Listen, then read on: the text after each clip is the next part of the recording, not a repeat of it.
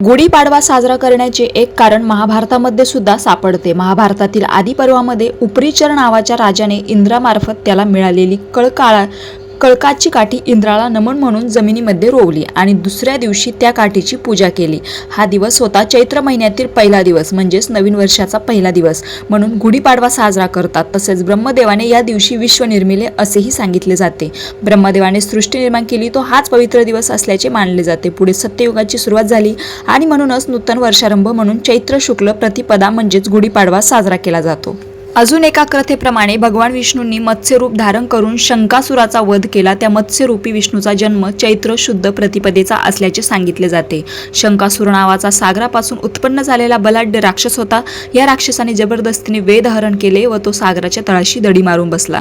तेव्हा देवी देवता ऋषी मुनींनी क्षीरसागरामध्ये योग निद्रेत असलेल्या भगवान विष्णूंना जागृत केले आणि शंकासुरास धडा शिकवण्याची विनंती केली। भगवान विष्णूंनी मत्स्यरूप धारण केले आणि ते शंकासुराचा शिरच्छेद करणार इतक्यात शंकासुर म्हणाला की भगवान, आपल्या हातून मज मरण यावे याकरिताच मी वेद पळविले।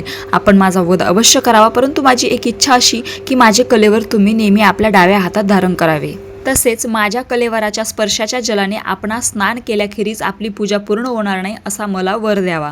तेव्हा भगवान विष्णूंनी तथास्तु म्हटले आणि शंकासुराचा वध केला। त्या दिवसापासून विष्णूंनी हातात शंकास धारण केले। तर शालिवाहन नावाच्या कुंभाराच्या मुलाने शंकाचा पराभव करण्यासाठी 6000 मातीच्या सैनिकांचे पुतळे तयार केले व त्यात प्राण घालून त्यांच्या साहाय्याने याच दिवशी शंकाचा पराभव केला अशी आख्यायिका प्रचलित आहे। यात शालिवाहन राजाच्या नावाने नवीन कालगणना शालिवाहक शक चालू झाला। तर एका आणखी प्रमाणे प्राचीन मानवाने जेव्हा देवाची कल्पना केली आणि पूजा करण्यास सुरुवात केली तीच देवीच्या अर्थात स्त्रीच्या रूपात सुरू केली। ती स्त्री म्हणजे आदिशक्ती, आदिमाता पार्वती असे मानले जाते। पार्वती आणि शंकराचे लग्न पाडव्या दिवशी ठरले। पाडव्यापासून तयारीला सुरुवात होऊन तृतीयेला लग्न झालं। पाडव्या दिवशी पार्वतीच्या शक्ती रूपाची पूजा करतात। याला चैत्र नवरात्र असेही म्हणतात। लग्नानंतर नवमीला योगिनीची अधिपती म्हणून पार्वतीची अभिषेक झाला। पार्वती लग्न झाले की माहेरवाशीन म्हणून त्या महिनाभर माहेरी राहतात। तेव्हा त्यांचे कौतुक म्हणून चैत्र गौरीचे हळदी कुंकू केले जाते। अक्षय तृतीया या दिवशी देवी सासरी जाते। श्रीराम अयोध्येला परत आले म्हणून हा सण साजरा केला जातो असेही म्हणतात। प्रभू रामचंद्रांनी 14 वर्ष वनवास भोगून लंकाधिपती रावण व राक्षसांचा पराभव करून या दिवशीच अयोध्येत प्रवेश केला।